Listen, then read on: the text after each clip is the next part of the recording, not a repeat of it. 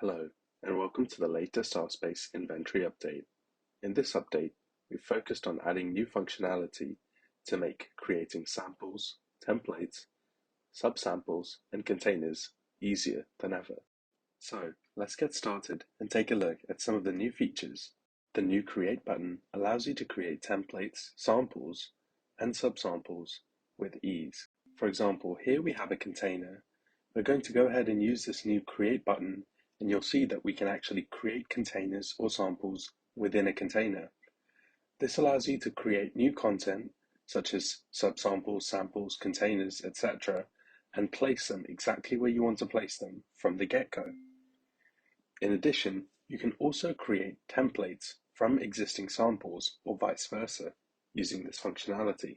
We've also added a subsample shortcut to the sidebar to make accessing your subsamples easier than ever.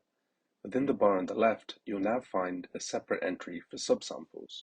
In addition, you can now batch edit more than 25 items at a time. Simply select the items that you want to edit and click on the Batch Edit button, and you'll be able to manipulate up to 25 items now.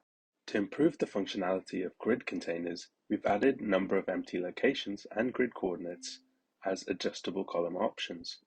Click on the cog symbol and you'll be able to select one of these. For example, number of empty locations allows me to see that I have 24 remaining spaces in this well plate.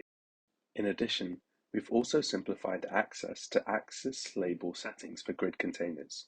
When you click Edit, you'll now see Configure Grid Labels, which allows you to select new labels for your rows and columns. Make sure to check out the RSpace Inventory Hub for more information on the latest features and how to use them.